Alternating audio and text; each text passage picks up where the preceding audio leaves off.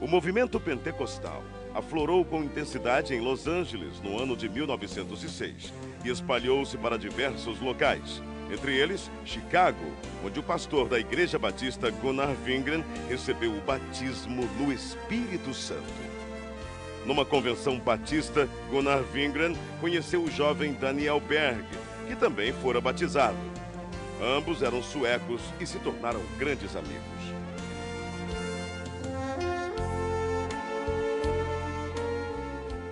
Mais tarde, em South Bend, durante uma reunião de oração, Gunnar Wingren relata aos presentes o que Deus lhes havia revelado. Brothers, the Lord has shown us that we must go to South America, to a place in Brazil called Pará.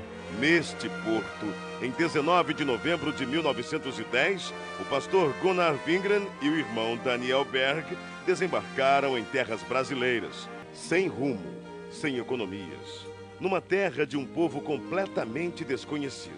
Esta era a situação de nossos missionários. O futuro era uma incógnita. A única coisa de que tinham certeza era que o Espírito Santo de Deus estava com eles. O pastor metodista Justus Nelson os recebeu muito bem. Disse-lhes a respeito da Igreja Batista de Belém e prometeu levá-los até lá.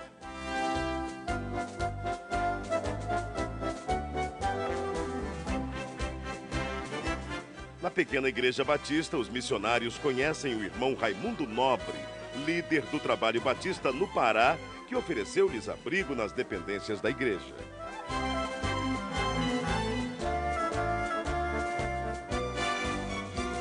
Mais tarde, os missionários foram apresentados ao irmão Adriano Nobre, membro da igreja metodista e primo de Raimundo Nobre. A convite do irmão Adriano Nobre, Berg e Wingren navegam pelo rio Tajaburu até chegarem ao local chamado Boca do Ipixuna, onde ficava a casa do irmão Adriano. Ali permaneceram por algum tempo, aprendendo a língua e os costumes do país em que passariam um bom tempo de suas vidas.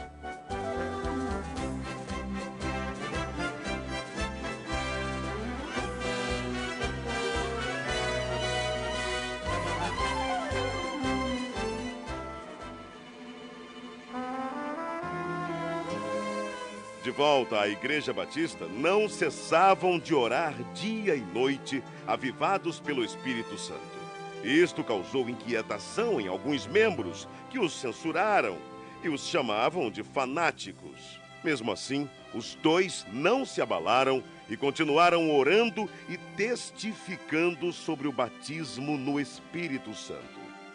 Em 2 de junho de 1911, o Senhor batizou a primeira brasileira a crer nas promessas de Atos 2:39. Irmã Celina Albuquerque estava orando em sua casa quando começou a falar em línguas estranhas pelo poder do Espírito. Irmãos, o que tem acontecido aqui, o que tem acontecido conosco, é maravilhoso. Não podemos deixar de falar de coisas tão maravilhosas, do cumprimento da promessa que nos foi garantida pela palavra de Deus. Não podemos fechar os olhos para o derramamento do Espírito Santo. Irmãos, não podemos deixar que doutrinas estranhas invadam nossa igreja. O fato gerou uma grave polêmica na igreja. A maioria creu na doutrina do batismo no Espírito Santo. Entretanto, outros membros, liderados pelo irmão Raimundo Nobre, rechaçaram completamente a ideia e votaram a favor da exclusão dos simpatizantes ao movimento pentecostal. As 17 pessoas que saíram da Igreja Batista se reuniram na casa da irmã Celina e ali, juntamente com os missionários Daniel Berg e Gunnar Wingren, abriram um novo trabalho. Enfim, em 18 de junho de 1911, na rua Siqueira Mendes, número 67, começava a se estabelecer a primeira Assembleia de Deus no Brasil. Enquanto o pastor Gunnar Wingren pastoreava a igreja em Belém, Daniel Berg saía como colportor, vendendo Bíblias e pregando o Evangelho em diversas cidades. Eram tempos difíceis, de longas jornadas. Mas Deus jamais desamparou aqueles que lutam por sua palavra.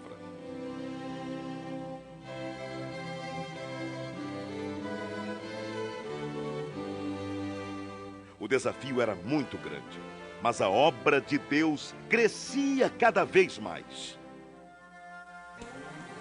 Absalão Piano, pastor pentecostal brasileiro, ordenado por Gunnar Wingren em 1913, em Rio Preto, Tajaburu do Norte.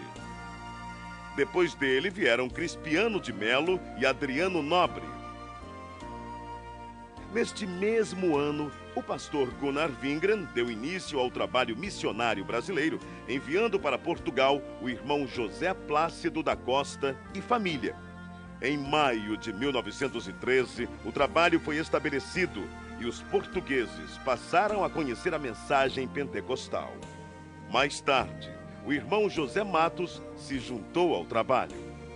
1914. Estoura a Primeira Guerra Mundial. Em 25 de outubro deste mesmo ano, chega ao Brasil mais um missionário sueco, Otto Nelson e sua esposa Adina Nelson. No ano seguinte, foi a vez do missionário Samuel Nestran e sua esposa Lena Nestran. Alguns anos mais tarde, em 1917, foi fundado o primeiro jornal pentecostal, A Voz da Verdade. Esse jornal circulou por apenas 3 meses, mas os irmãos da Assembleia de Deus em Belém reconheceram que era necessário divulgar as bênçãos de Deus para todo o povo e, para isso, lançaram mão de um novo jornal, A Boa Semente, cujo primeiro número circulou em janeiro de 1919. Estava lançada a Boa Semente da Literatura. Em 1921, chega ao Brasil Niels Nelson, um jovem de apenas 26 anos. Impulsionado por Deus, veio somar esforços à evangelização. Nessa época surge o primeiro inário da Assembleia de Deus, o Cantor Pentecostal, com 44 hinos e 10 corinhos. No ano seguinte, foi criada em Recife a Harpa Cristã. A igreja crescia e já se espalhava por vários pontos do país com o apoio de homens de Deus como Eurico Bergsten, Bruno Skolimowski, Gustavo Nordlund, Joel Carlson, José Menezes, Niels Karstberg, Cícero Canuto de Lima, Paulo Leivas Macalão e Francisco Gonzaga, que, inspirados pelo Espírito Santo, dedicaram suas vidas desbravando os caminhos da fé, abrindo pontos de pregações em diversas regiões do país e contribuindo para que a Igreja de Deus crescesse cada vez mais. Era preciso ampliar o trabalho de evangelização por meio da palavra impressa. Para isso, em 1923, o irmão Samuel Nestran se empenhou em adquirir máquinas para a impressão do jornal Boa Semente, folhetos e livros. Reconhecendo o valor da literatura cristã, o pastor Gunnar Wingren e seus auxiliares resolveram fundar um jornal evangélico na capital federal, o qual denominaram Som Alegre. Em 1930, foi realizado em Natal, Rio Grande do Norte, a primeira Convenção Geral das Assembleias de Deus. Com pesar, a igreja se despediu do pastor José Felinto, recolhido à glória durante a convenção. Na mesma Assembleia foi decidido que os trabalhos do Brasil passariam a ser dirigidos pelos obreiros nacionais, com apoio dos missionários. Também foi decidido que os jornais Boa Semente e o Som Alegre se uniriam num só, formando um novo jornal que se tornou um órgão oficial das Assembleias de Deus do Brasil, o nosso Mensageiro da Paz. Ide e pregai. É preciso ultrapassar fronteiras e chegar até os confins da terra, anunciando que Jesus Cristo é o Senhor.